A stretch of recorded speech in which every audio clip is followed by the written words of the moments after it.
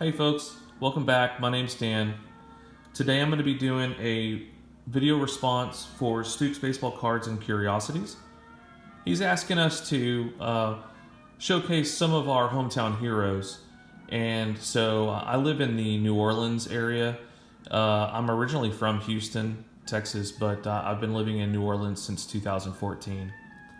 So the first hometown hero is going to be Will Clark, aka Will the Thrill.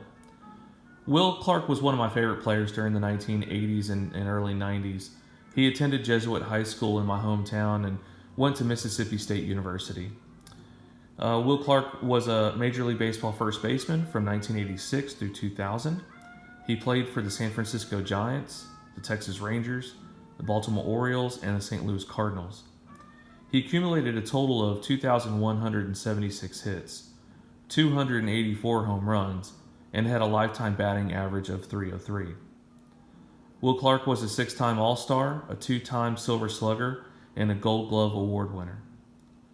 If you can imagine, his first at-bat was a home run off Nolan Ryan. And another interesting side note about Will Clark, in Game 1 of the 1989 National League Championship Series against the Cubs, Clark had already hit a solo home run earlier in the game. At his next at-bat, Cubs catcher Rick Rona went to the mound to discuss with Greg Maddux how to pitch to Clark. Clark was watching and was able to read the lips of Greg Maddux saying, "Fastball high inside." So the first pitch was a fastball high and inside, which Clark hit for a grand slam. Afterwards, pitchers began covering their mouths with their gloves when having a conversation on the pitcher's mound. Clark was inducted into the College Baseball Hall of Fame in 2006, and his number 22 was retired by the Giants in 2022. Will Clark was never inducted into the Major League Baseball Hall of Fame. The next player is Rusty Staub, aka Le Grand Orange. Rusty also attended Jesuit High School. He was a Major League Baseball right fielder and first baseman from 1961 to 1985. Rusty played for the Houston Colt 45s and the Astros, the Montreal Expos team when they were expansion, the New York Mets, the Detroit Tigers, and the Texas Rangers. Rusty accumulated a total of 2,716 hits and also 292 home runs, and he had a lifetime batting average of .279. Rusty was a six-time All-Star, and he was the only Major League player to have 500 hits with four different teams. Rusty Staub has been inducted into the Canadian Baseball Hall of Fame and Texas Sport Hall of Fame.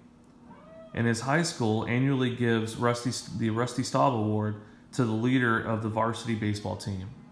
But unfortunately, Rusty Staub was also never inducted into the Major League Baseball Hall of Fame. Now, the last player is Mel Ott. Mel Ott is from Gretna, Louisiana, which is a suburb of New Orleans. He attended McDonald Jefferson High School. He was the Major League Baseball right fielder from 1926 to 1947, and he played his entire Major League Baseball career with the New York Giants. Mel batted left-handed and threw right-handed, and at 5'9" and 170 pounds, he was considered small in stature. Despite his power, Ott's hometown minor league team, the New Orleans Pelicans, refused to sign him because of concerns about his size.